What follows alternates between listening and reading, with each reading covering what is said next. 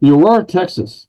This one there's been many shows about this. You can find this one on YouTube, all kinds of different things. So there's this mystery ship that crashed in Aurora, Texas, back in 1896. It busted through Judge J.S. Proctor's windmill and destroyed his flower bed. So I feel bad for the flower bed. There were strange hieroglyphics on the wreckage. The pilot had actually died in this crash. The locals described the pilot as a small, petite Martian. So, being the good Christian people that they were, they gave him a Christian burial. They gave him a headstone that supposedly depicted the craft, but that can't be located or corroborated anywhere.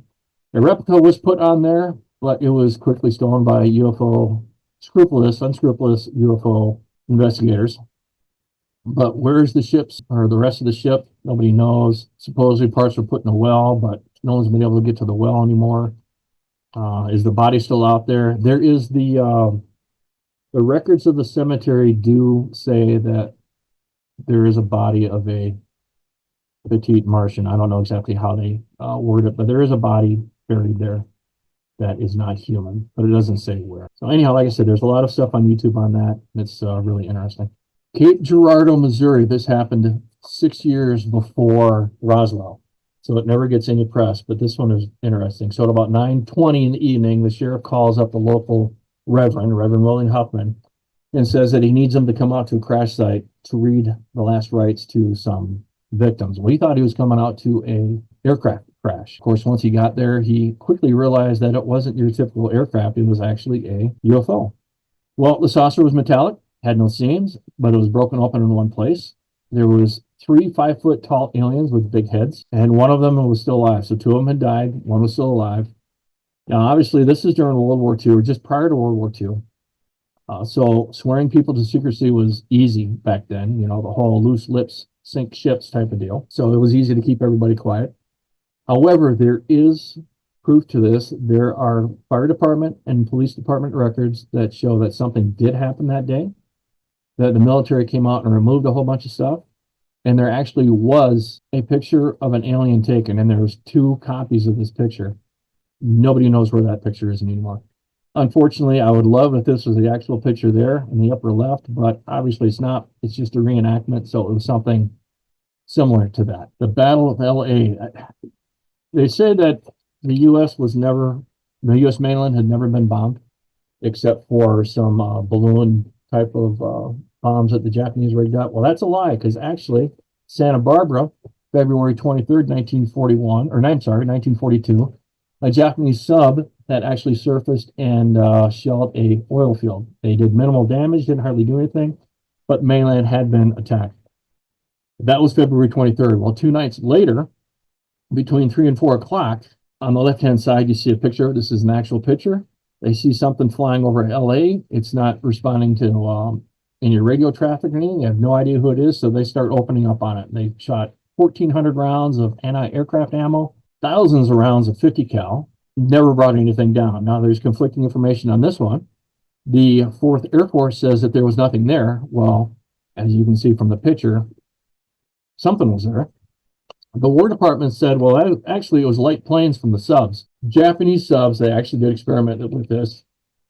They actually did have a couple of airplanes on a couple of ships. But I don't think, I looked it up the other day, and I apologize now, but I don't think that one active till like later on in 1942. But that was actually a real thing. But then they also said, well, maybe it was a commercial aircraft that was flown by the Japanese. Well, okay, great. But no bombs were dropped. No aircraft were shot down. 1,400 rounds of anti-aircraft ammo, 1,000 rounds of 50 cal. They couldn't bring that down. Are you kidding me?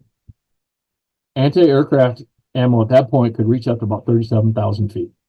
And most commercial airliners back then didn't fly very high. If it was weather balloons, why was nothing shot down? Because it's not like they're moving. And you can tell by the angle of these spotlights that it's not that high in the air. So the fact that they didn't shoot it down is just amazing. After the war, the Japanese, they were asked, did you guys ever fly over LA? And they absolutely denied it. Said, no, it never happened. The Trinity crash in 1945 on August.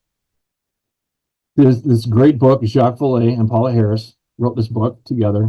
So the witnesses that were there was 2 kids that actually watched this whole thing happen. Their ages 9 and 7. Jose Padilla, which is pictured here with Jacques Vallée, was there along with, I don't remember if it was his friend or his brother now, but I think it was his brother. They said it was an avocado-shaped craft. It wobbled as it descended and actually hit a communications tower, so the communications tower was damaged. It kind of carved out the ground as it hit, so it hit with some force. There was a hole in the side of the aircraft, however, other than that, it was relatively intact. The kids looked inside. They were about they said that they saw three creatures, and they're short, about the same size as the kids were, so right around about 4 foot tall. They're humanoid. They were breathing the air. They didn't have a helmet or mask or anything else. They had sharp eyes. I don't know what the definition of sharp eyes is, but we can probably use our imagination. They had almost no mouth and a very little nose. They were wearing coveralls that looked gray. They stayed inside the object so that the kids saw them only through the opening. They didn't actually go in and check it out. Supposedly the kids had taken a souvenir of angel hair. They haven't been able to produce those. They're gone, but those could have been fiber optics. Jose Padilla said, there was a rainstorm the day it came down. We heard something like a sonic boom, and we saw some smoke. We got on our horses, and the thing had hit that very high tower. Then it spun around, descended to this area, and crashed, leaving a long gash in the earth. And not long after this, a bomber actually flew over the crash and confirmed it was there. I read that. I believe I've read that in the book. That is something else. So again, it's corroborated, not just by the kids, but by other people too. That's another decent book, recommended. Admiral Byrd, and I know this can be controversial for some people. So they had an official mission, Operation High Jump, 1947. This is just kind of a quick overview of it. It was supposed to be a 6 to 8 month mission designed to test extreme environments on military equipment. However, sources say that they had actually returned before the official ending date, and the reason was weather conditions. What? That doesn't make any sense. If you're there to test in extreme conditions, why would you leave if the conditions got extreme? It doesn't make any sense at all. Well, supposedly during the time that they were down there, Admiral Byrd had taken a small aircraft and took off, and he was gone for about 3 hours. He wasn't talking to anybody. Supposedly he had found an oasis. The account says that he looked down and saw possibly a woolly mammoth. He was intercepted by flying discs, and these flying discs had swastikas on it. And the people in the discs said that they were the Ariana. Possibly that's where the Nazis or whatever came up with the Aryans. That's a lot of that's conjecture. Nothing of that's been proven, so I don't know.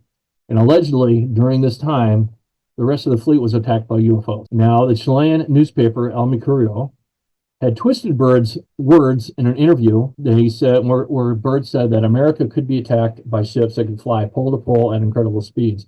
But what he actually said was that America should be prepared to be attacked from the poles. And I mean, that makes sense, because to go from right where we are right now to Russia, the quickest way to get there is going to go right across the top. So maybe that was it. Well, Byrd was debriefed in D.C., and the mission was classified as top secret. However, when the wall came down in Russia, 1989, 1990 timeframe, there was a release of UFO documents, and some of those documents were actually about Operation High Jump. Supposedly, according to these documents, the mission was actually to find and destroy a Nazi base in the Antarctic, and that would explain why there was so many ships and so many men and equipment that went down there. Because if it was just for the other thing for testing extreme environments, you would need all the people that they had. Well, they had a whole bunch of people. It goes on to say that the UFOs, yes, were present, but they did not attack, which would make sense, because if UFOs attacked, why do we still have why was the fleet able to come back? Because they were able to attack would obliterate. They didn't attack, they only wanted to warn them. Now, supposedly Byrd did disappear. He's gone for 3 hours. What was the truth? Your guess is as good as mine. I don't know. I haven't seen these papers from Russia. Maybe some of you guys have. Maybe some of you guys know where to find them. And if you can, that would be awesome. And you let us know, or you can find them and you can send them to us, and you'll get full credit for that, I promise.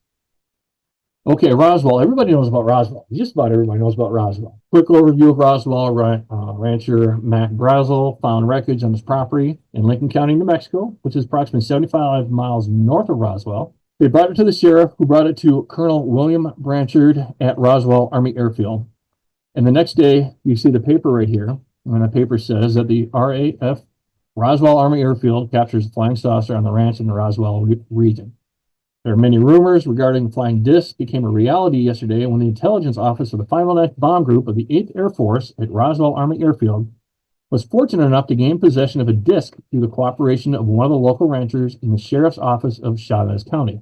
Of course, the Army retracted that right away and said, no, it was just a weather balloon. And then you see underneath, I believe that's Jesse Marcel underneath with the weather balloon. And then later on, they decided to change it. And it was actually Project Mogul, which kind of goes along with the whole weather balloon thing, but Project Mogul was about monitoring Soviet attempts at testing the atomic bomb. Then you ask, well, there was aliens supposedly found. What about them? Well, okay, so then they changed their mind again and said, okay, well, that was actually Operation High Jump, where we tossed dummies out and wanted to see how the parachutes and everything would work. And Operation High Dive didn't happen until the 50s, and this obviously happened in the 40s.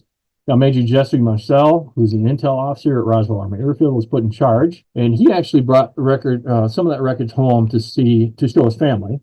He said it had writing on it similar to hieroglyphs, but the general had told him that he was wrong, and they had to change the story. And that's Roswell in a nutshell. Aztec, New Mexico. I like this one. Supposedly, this was in 1948, a controlled crash, and it was, of course, recovered by the military. It was a 100-foot diameter craft in near perfect condition, but it had a hairline crack on the outside. Once they were able to gain entry, and they used a cutting torch and a diamond-tipped drill bit to try to get in where this crack was, and they finally got in. They saw two deceased 4-foot-tall gray aliens, which is probably the pilots. The grays had bruises all over them and kind of a brown hue. Maybe that was from burns. They most likely died as a result of re-entry. When they re-entered, if they had the crack beforehand, the sudden pressure increase may have done them in. They had futuristic-looking cockpit-type chairs in the front panels. These chairs could actually change shape and size to accommodate humans. Panels and a curved countertop. There's hieroglyphic-type symbols and writing. These chairs were adjustable to any size, like I just said. And they're connected to some type of invisible track on the floor and glided around the panels. Maybe that's kind of a magnetism type thing, or I don't know. They said they're invisible. I'm going to go with a magnetic type of track. And in the lower level, this is where it gets interesting. The lower level, or the cargo area, there was 14 tube-like chambers that could move in and out of the wall by push of a button. Okay. Well, 12 of these 14 tubes had bodies in them. 10 were very human looking, and 2 of them were grays. So you had the 2 pilots and you had 2 more grays downstairs. Well, they took one of the grays out, and they realized that this gray actually still had a heartbeat, that it was still alive. So at that point, they realized that these chambers that they're in were actually cryotubes. So they took these cryotubes, sent them to Los Alamos, and they were able to revive 1 adult and 3 of the children. And the children were actually infants, about 6 months old. The human is very similar to Earth humans. He spoke English, telepathic. They did have differences in the heart, pancreas, and the lungs, and they actually had 2 livers. Many interviews were conducted. You can find those at a website that I have down below. I don't remember exactly how it all came out, but the adult ended up going back to wherever he had come from. But he said as far as the children that they revived, the children can stay there. So supposedly, there are at least three alien beings, humans, here in the U.S. to this day. Eisenhower at Palm Springs. This story goes around all the time, too. He goes to a golfing trip in 1954, goes to Palm Springs. Supposedly, he cracks his tooth on while he's eating chicken one evening. So they got to get him to the dentist. Air Force One comes in, picks him up. The question is, we probably did go to Air Force or Edwards Air Force Base. But did he go to the dentist, or did he actually go and meet with some alien beings? Now, there is no dental records that I've been able to find or that I have heard. At first, he'd met with the Nordics, and the Nordics were going to give him superior tech, some wisdom, whatever we can do to help out. The only stipulation was they said, you got to get rid of your nukes. And of course, at that point, the Cold War was going on, and Eisenhower, he couldn't do it. He said, no, we're not going to do that. Well, later on in 1954, supposedly Eisenhower had now met with the Greys. And the Greys said, well, yeah, we'll give you superior tech, not a problem. However, you got to let us abduct a few humans here and there, and you got to let us abduct some cattle for whatever it is we need. And I guess Eisenhower thought about that, and it's like, well, I think superior tech is good. Just make sure the humans don't remember anything. And of course, that doesn't always work because a lot of humans do remember stuff. That supposedly happened to Eisenhower in 1954. Hopkinsville, Kentucky, 1955. This one's great. We had Geraldine Sutton Stiff. back in April, I believe, last year. Check out the YouTube channel on that one. Her presentation's there. Wonderful woman and great story. I've always found this story amazing and fascinating. The witnesses said that he saw a flying saucer land near the farm. It was about 7 p.m. And about an hour later, their dog started going nuts. So they went outside to see what was going on. They were confronted by a small creature, and they soon realized that it was more than just one small creature. It was several. They had large eyes that seemed to be glowing yellow, a pointed head, long spindly arms and legs, webbed hands with talons. They're about 3 foot tall, wearing metallic or reflective suits, and they smelled of burning sulfur. In other words, they stunk. These creatures seemed to terrorize them for quite some time. They'd shot at them. One was hit, fell out of a tree, but then it floated away.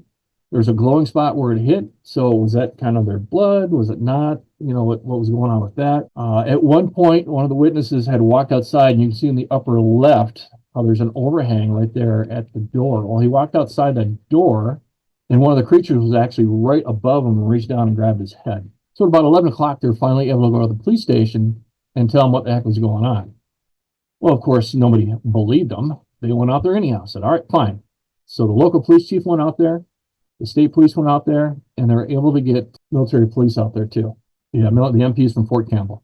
But they couldn't find any evidence of a hoax. There was bullet holes everywhere, windows were shot out, shell casings all over the place. So the next day, the police investigators came back out, because obviously, like I said, this is the middle of the night. So the next day when the light came up, they came back out to check it out. The witness sketches were all consistent. They saw something. And ufologist Isabel Davis wrote a 200-page report, which is published decades later, and she believes it was all real. Well, Geraldine Sutton Stiff also wrote several books, which I have down on the lower right, and she is obviously a family of the witnesses and heard all of these accounts firsthand. I love this story. This story is absolutely amazing, because I've never heard or seen anybody else with a creature like this. This is kind of one of a kind. Nellis Air Force Base, Mr. Charles Hall. We had Charles last year, and we were very, very lucky. Our meeting and his presentation is actually the very last presentation that Charles is ever going to give. Thank you, Charles, for doing that. What happened with Charles, it was in the mid-60s at Nellis Air Force Base. He was in the Air Force, assigned to Nellis Air Force Base. He was doing some temporary duty up in Indian Springs Air Force Base, which is now Creech Air Force Base. Out on the ranges, he was a weather observer up there. All the other weather observers were giving him a hard time about this Range 4 Harry out there. And he's thinking, yeah, okay, you guys are just ribbing me. I'm the new guy. I get it. Well, when it comes time for him to go out there and do his thing, the guy that he is with is just stone cold scared, doesn't want to go out. In fact, he got out to one point and kicked Charles out and said, I'm not going any further. Charles goes out to the range. He does his thing. Well, after a little while, he's been out there for a few days or a couple of weeks, and he notices a child out in the desert wandering around. He's like, well, what the heck? You know, a child out here. So he walks out to try to help this kid. The kid obviously is keeping their distance because they don't know each other. He says, well, I tell you what, why don't you follow me back to the shack? We'll call your parents. We'll get you taken care of.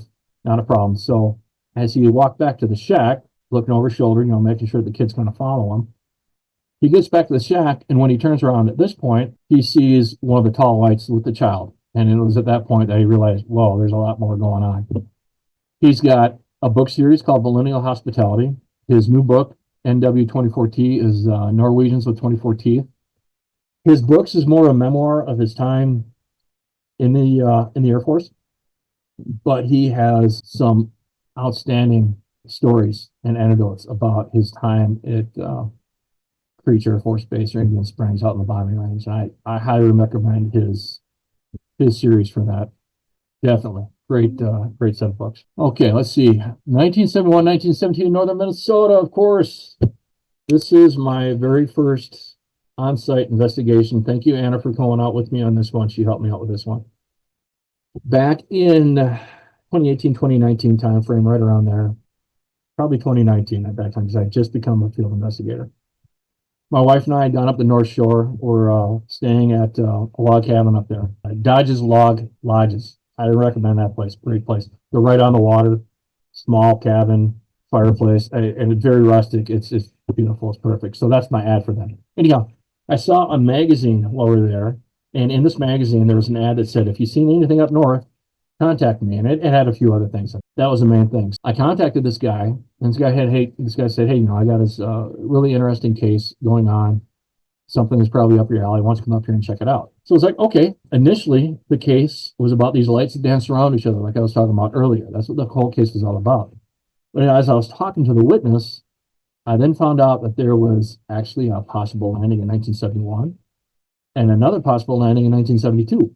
And he actually has family history of this kind of weird thing too. Now, the findings that I have on here, I don't know if I have another slide on this or not, but the findings on this one were that this circle right here, it's a 16-foot diameter circle that nothing grows in. That's what the thing looks like 50 years after it happened. We were out there in 21 or 22, maybe 23. I don't remember exactly. Anna could probably tell me more. And there's a dead spot out in the middle of the woods where nothing still grows.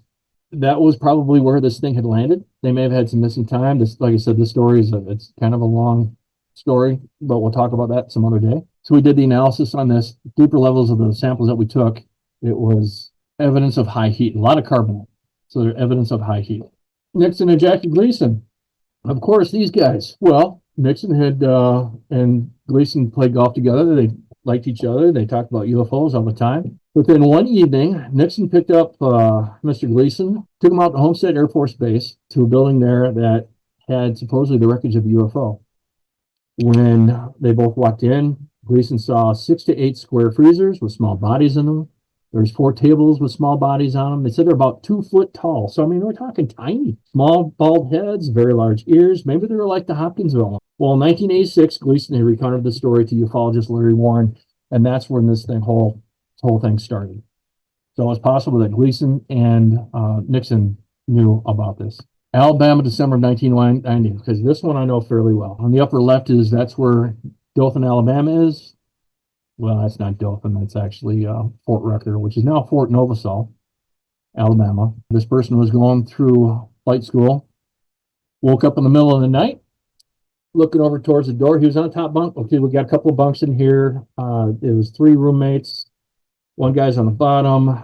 The other person's up on this top bunk where it says me. And then you see on the lower right, there's another bunk. There's another soldier over there. He woke up in the middle of the night. He's looking from the top bunk over towards the door, and he sees a creature, your typical gray. He said that the head of this creature was right at doorknob level. That's how tall it was. He's thinking, great, well, what can I do here? Maybe I can just make a bunch of noise, get some other people in here, wake up my roommates, everybody can see what's going on. But then he thought, but if I do that, then if I'm dreaming, I'm going to look like a complete fool. This was the end of flight school for him. He wasn't going to push it. So he just decided, the heck with it. I'm just not going to move, because that's what I learned. And he learned in the military was just be quiet and just observe. So he just sat there really quiet and observed this thing, checked him out. He looked at, the top of the head, on down the shoulders, down the long, lengthy arm. Then he thought, well, hey, maybe I'll take a look, see if he has some insignia on his chest. Well, just as he thought that, this creature saw him, looked over at him, pointed his finger at him, and then moved his head. He could see his mouth moving, but couldn't hear anything. So he's obviously communicating, but he couldn't hear him. And next thing he knows, he hears in his mind, in his head, close your eyes, he'll think you're asleep. And he says, hey, that's a great idea. Who talks to themselves like that, right? He says, hey, that's a great idea. So he closed his eyes, right? Well, he closed his eyes, and then the next thing you know, when he wakes back up, they're all gone. Everything is gone. Everything is back to normal. So he's thinking, all right, fine. Well, maybe the whole thing was a dream. Well, the next morning, as he's getting dressed, one of his roommates takes a look at him and says, hey, where'd you get those 3 welts on your back? And it was at that point he realized that it probably did happen. He said, I have no idea, and then just went on with his day and says, I ain't talking about none of that because he wants to finish flight school. That picture in the lower left is about as close as possible to what he saw. That is really, really close. Okay, Wisconsin in 2014. This is an experience or resource team case, so I'm not supposed to talk about this. However, the witness to this does want to talk about it. Now, this was the one that she saw at first when she was out deer hunting in 2014 in Wisconsin. She was just checking out her camera, took a couple of pictures, didn't bother looking at it. She just wanted to make sure her camera was working. She was there for about an hour and a half, and she just got this feeling that maybe she needed to leave. So when she got back to wherever she was staying at the time, Then she looked at these pictures and saw this entity. Now she thinks that it's a ET of some sort. I'm thinking maybe it was a ghost of some sort. I know we're not supposed to talk about that kind of stuff, but I thought I would put these pictures in there because I figured you all might find them interesting. That and the story leads to a story about the people in white robes. James wears a white robe, May 1979. This is the same witness. She is out dropping off resumes right after college for her. She's dropping off resumes and she runs into this guy that looks like a monk. He's wearing a white robe. Of course, she's got to stop and talk to him. He says, "What, are you an apostle or something?" He says, "Well, I used to be," kind of taken back by that. He's like, "Well, okay, well, I asked you to describe what he looked like." He said, "Well, he kind of had a gold hue to his hair. He's about 5'10", average size. The white robe that he wore was similar to like a monk's. It had a rope around the waist that looked like it was natural fibers. Maybe it was twine or something. The guy had no idea who the president was, and she said that he actually appeared as if he wasn't even touching the ground. So they sat and talked for a bit. They talked about astrophysics. They talked about space travel. But this one message that he was trying to get across to her, and she still couldn't grasp it, couldn't figure it out. He said, "Time has stopped." I don't know what that means either. No idea. These pictures here, completely, it's related, but it's not the same person here. But if you look at these pictures here, in these guys' glasses, you can see a person wearing a white robe in the right one. And if you look over at the left side, I don't know what these green lines are, I have no idea. If you look over at the left one, you can actually see a group of people wearing white robes there. Now, in this this guy took this picture, he swears up and down that there was nobody there except these two guys, the guy taking the picture and the guy holding the fish. So very interesting, but supposedly James looked like one of these guys. Back to the story here. They get done talking. She invites him to her house because he has no place to stay, no food, nothing like that. She noticed that when he got up off the ground, after them sitting and talking, that his robe wasn't dirty, like at all, like he ever even touched the ground. So she gave him directions to her house. Now, granted, this is back in the 70s, so I know that it sounds weird now, but this is back in the 70s. So she gave him directions to her house. She had to go drop off another resume. So she went and dropped off this resume and then found a phone booth and called her roommate and said, "Hey, this guy, James, he's coming over. I don't know when he's going to get there." Well, supposedly he'd already gotten there. And she's like, "How in the heck would he already get there?" And he made some kind of mention about, "Well, one step for me is actually a mile for you." Well, I don't know what that means, but holy cow, that's moving fast. So anyhow, so she got home and they made dinner. They made some chicken, but he wouldn't eat it. He had a baggie on his waist that had beans in it, and that's all he would eat. It said her cat loved him, which was kind of weird, but that was it. Well, the next morning, he abruptly left. He said, "I'll see you again. I know how to find you." And he walks out the door. Well, she's like, "Wait a minute." She runs out the door, and he's gone. Nowhere to be seen. No idea where he was. So fast forward a year. At this point, she's moving to New Hampshire.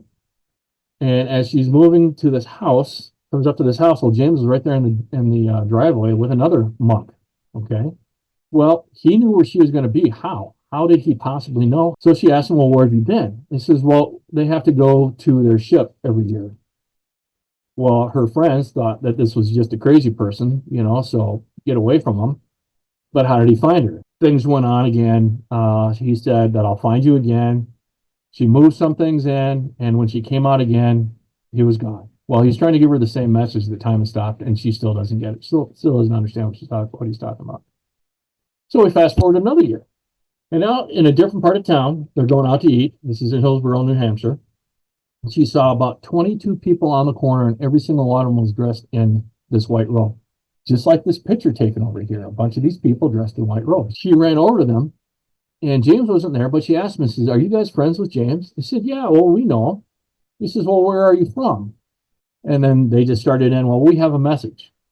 And the message is, people have forgotten to take care of each other. Well, she tried to talk to him and see, well, what are you talking about? Where's James? What's going on? And they just kept saying the same thing over and over again. People have forgotten to take care of each other, like it was some kind of program message or something.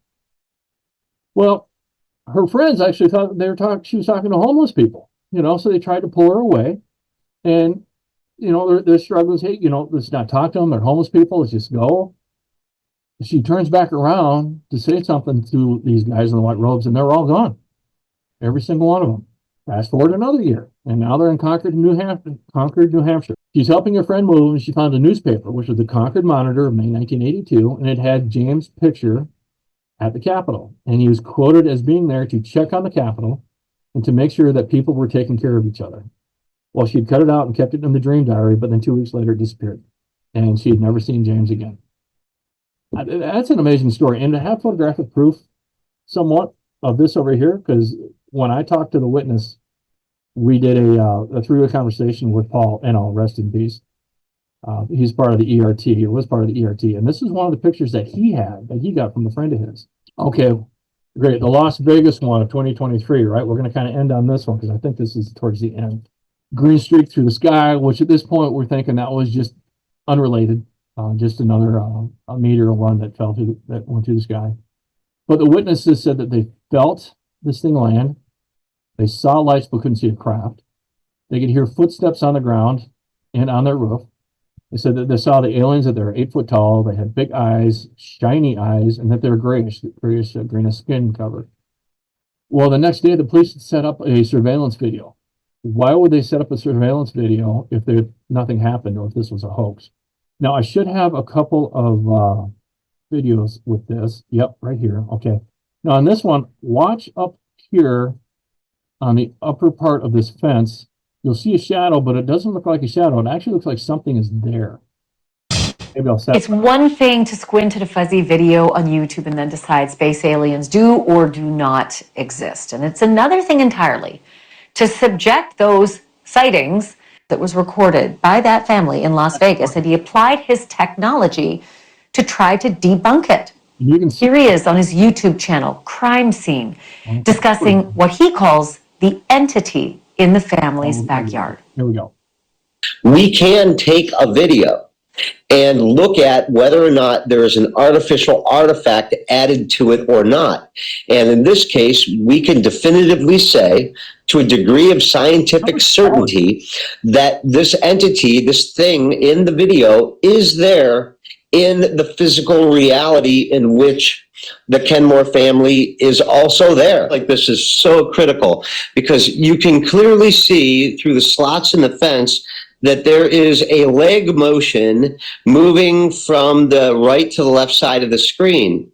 And clearly it is behind there. So this isn't just like a head floating in space. This is a head of that is somehow that does not have full opacity, that the opacity of the head of the shadow is only at about 33% opacity versus a normal shadow, which would be at 100% opacity, or an object in the screen, which is at 100%. And this isn't anything that you did. It's just what you were able to determine, that this shadow being, or this being in the shadows, possibly creating its own shadow or smoky filter or cloaking technique, is not only cloaking itself from the people there, but cloaking itself from the camera itself, in that it's minimizing our ability to identify pixels inside of that shadow. Okay, so he goes on and talks about that quite a bit, but point being is I found this fascinating because, just like I said, it looks like a solid object. Now, there was one more that I wanted to show you, and this was actually an entity that looks like it's behind the fence itself. Let's play this real quick. I noticed something insane, and I want everybody, my two friends who will watch this, to take a look down, pay attention to two areas. We're going to look down here on the bottom right behind their fence and right up there. But we're going to first start down here because I found something crazy. Spots I wasn't even focused on, holding more mysteries. This video. And I'm going to point out two things you need to pay attention to right here, which is the head. And if you look really close, and what you will see in about a minute is a hand. That, I believe, is some creature, non-human, crouching down. And that was its eye I just pointed at. And I want you to pay attention to what appear to be fingers running up the fence, as if it's kneeling down or something and peering out. And then there you go, see the fingers. And I think I go back and forth a couple times here, but it looks to me like There's a little other or a big creature looking through the fence on the bottom there, crouched down. I mean, maybe I'm wrong, but you tell me. And then there's his fingers going right up and down, up and down. Just looks like almost a human hand crawling up the fence. And at the very beginning, you see an eye. And I think right here I show you the fingers. This is my really poor attempt at drawing over the fingers, but you get it. So what's really interesting about this is it is happening next to them and kind of in front of them, but behind a fence. Yeah, the fingers are really crazy. So I think I'm going to show it one more time and then I zoom out and I'll show you what even made me realize this was here. There's right now. There's actually a shadow figure. It almost looks like it's a dense, shadowy figure comes into frame. If you're looking right, if at the three fence posts, if While this TikToker showcases a being more to the left. Guys, and they're not humans. They're 100% they're not humans. Peaceful person beside it, and another one beside it, and it has big eyes and look at her. Okay, so anyhow, I just wanted to share that with you guys. And that's it. They're here. They're everywhere. They've been here for a long time. So, thank you. If anybody's got any questions, I'm here. I have a question, Jer. Yes, ma'am. Out of all of the stuff that you covered today, I would like to know your top two things that you see as most credible and important in kind of showcasing that UFOs really are here. That's a good question. I mean, obviously, you got to go back to Roswell one because you know darn well that happened. There's so much that goes along with that. And the other one I would probably have to say is the person that saw that thing in flight school, because now I'll tell you all that was just kind of a big deal. I mean, I'm not going to say it wasn't expected, but it wasn't expected. But I still thought it was a really neat thing. So it's probably where I have to go right now. I'm not sure. I mean, there was a whole lot of them that I covered, and it goes back so far that you just can't discount it anymore. There's just so many stories out there that it makes sense, you know? So the fact that they're still trying to cover it up is just kind of mind-boggling. I mean, I can kind of see the whole national security thing. Okay, yeah, got it. We don't want the bad guys to have this kind of tech or whatever, but at the same time, can we kind of come together and start being a human race instead of our fiefdoms? But whatever. That's kind of how I look at it. So we'll just start here. Brad. Yes, sir. Yeah, I'm a little confused about the people in the white robes. There were, like, first of all, the person holding the fish had the capture of the individual in the white robe, but who is taking the fish? How many people actually witnessed this group / individual? I'm a little confused as to how that actually took place. Sure. That scenario happened. Yeah, so it's just that gentleman there and a friend of his were fishing. He caught a decent fish. His friend took a picture. It was just the two of them. And then when they looked at the photograph, those people in white they showed up. Neither one of them saw him. So when they took the picture, it was just the two of them standing there. That was it. Nobody saw the people in white until they looked at the picture.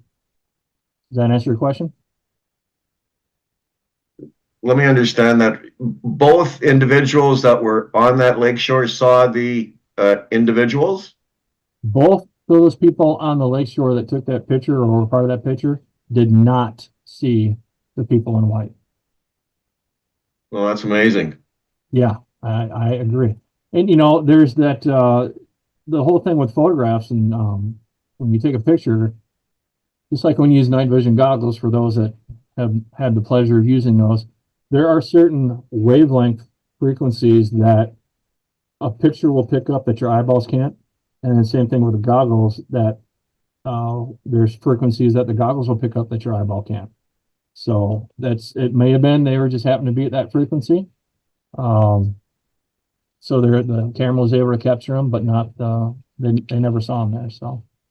Well, it reminds me of a story that a friend told me of him and his wife watching a craft out their backyard 100 feet away from the house. They never talked about it for 3 years, but when they did talk about it, each of them saw something different. Really? Yeah. So that, what you're stating there, they didn't see anything, it could have been a little bit of mind control. Thank you. Yep, you're absolutely right. That is possible. Darlene, yes, ma'am. Hi, Jared. Hi. I have a personal question. You've seen a lot, you've heard a lot, and you personally saw when you were in flight school. How do you handle it mentally and emotionally that you know unusual things are going on? That's kind of a good question. I don't let it bother me at all. I think that it's been going on for a long time. I have no problem. I really wish that we would be more open about it. I would like to see a society where we actually know and understand all that stuff that's going on. I think it would be great for the human race to be open with that. Me personally, I would love to sit down and talk with many of them, and get to know and understand their society, their world, their architecture, their whole social structure, all of that, So I would like to see that happen. But as far as to kind of get to your question, how do I handle it? I'm angry that we can't open up about it. It's like when I saw that thing, I was not scared at all, which I know kind of seems a little weird for some people, but when I saw it, I thought, hey, that is awesome. Check it out. What am I looking at? Fear never entered my mind, ever. So anyhow, I just wish people would be more open. Does that answer your question? Yes, sort of. It's like, air is in front of you, you're breathing it, but you can't see it, but it's there. Right. So I just wondered how, and I question myself, I have seen entities. So I question myself sometimes and I go, it's just my imagination. This can't be real. But it is. It's just hard to take at times. Right. That is true. Okay. Thank you. Thank you. Mr. Harmon, yes, sir. And then we'll get to Lou. Lou's next. With the creatures in white, didn't you relate something about somebody having interaction with them, stayed in her house all night or something? Where does that fit in? Oh, yeah, that was the first story that she told. The first time that she interacted with this person, James. She had invited him to her house that evening for dinner, for whatever. He slept out on the couch. They slept in the rooms, So he stayed. They assume he stayed all night. The next morning, actually, what happened was this James person was talking with her roommate, and I don't know exactly the conversation, but it was enough that he was making the roommate angry over something, and it was trivial, whatever it was. He's like, well, okay, fine, then I'll see you next year or whatever. And when he walked out, and then he just disappeared. So he did spend the night there, yes. Well, where does that fit in with the guy with the fish? The guy with the fish is completely separate. The guy with the fish was just a picture of what this person had seen. Okay, it was just an example. Those two cases are completely unrelated. Nobody knows each other. Does that make sense? Okay. Yeah. I just put it in there for kind of illustrative purposes. Picture of the white robe and the glasses is kind of unique because recently every Christmas we go to the grave sites and we put little flowers on the graves and all that, pay remembrance to our families and all that, and I always take pictures of the graves to show the family how pretty they look. When I review one of the photos, you see a woman in a white robe kneeling down at the one of the grave sites. And you couldn't see it with your own eyes. Okay, so I've wondered this for a long time. The pictures on the internet, like you showed the one of the gray white alien leaning in. Do you know if those are all like, I don't know what, Hollywood Oh, yeah. puppet things? All of those are, and are there, do we have any besides that weird shadowy thing that was kind of creepy that you showed, the video? And who knows, if that's, I don't know. But do we have pictures? Are you aware of any that are, or is anyone? I don't remember his name. Anyhow, he supposedly has some pictures, and I think that was one of his pictures. I don't know if that's a real picture or not. I do know that when I look at that face, that's what I saw. Exactly. To detail, that's what I saw. The one that's really white, the one that's leaning in, because I was going to say, does anyone else get a visceral feeling from that one? That one I've always gone, oh, back away from me from that picture. So I wanted to know if anyone else had the feeling. I have not had contact, but anything. Yeah. But that one, whenever I've seen it, I'm like, oh, that feels like a presence. So, but maybe it's just well done artistry. I don't know. Thank you. Yep, you're welcome. You're welcome. Oh, on that. Hi, Bill. Yeah. I read where it was, I believe Truman's administration, they talked to E.T. and E.T. told them to keep this quiet because he said in other planets where they opened it up right away without acclimating the people, the planets went nuts and they couldn't get things under control and everybody went goofy. Their religions went down the drain, this went down.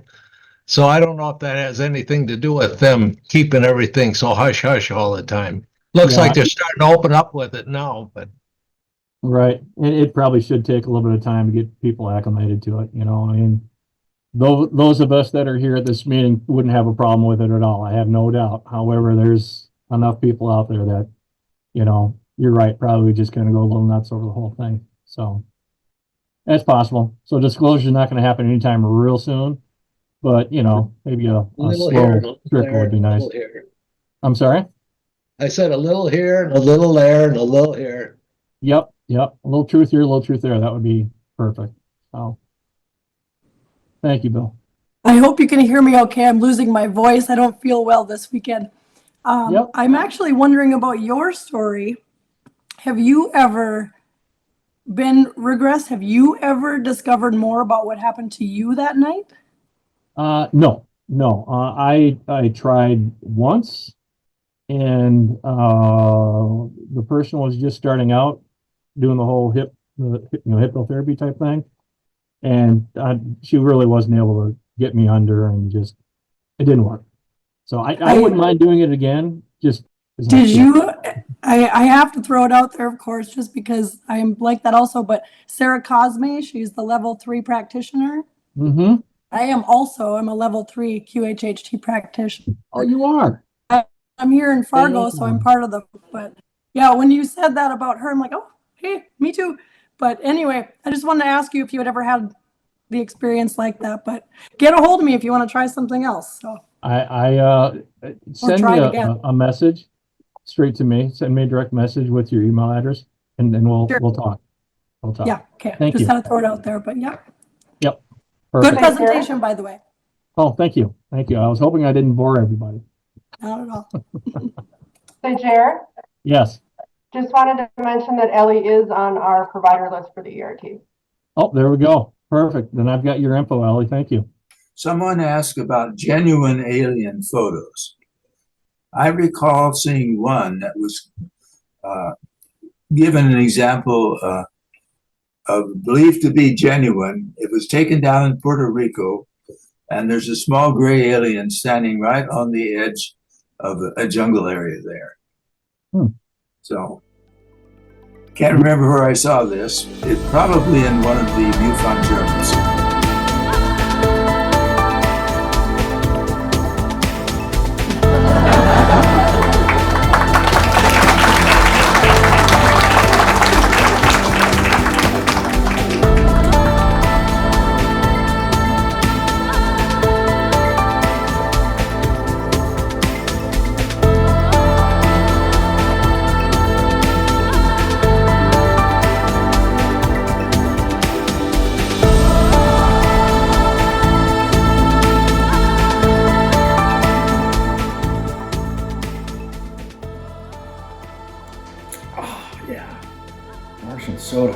stuff. Why are you guys still here? The meeting's over. Go home. Go home. It's all right. Go home.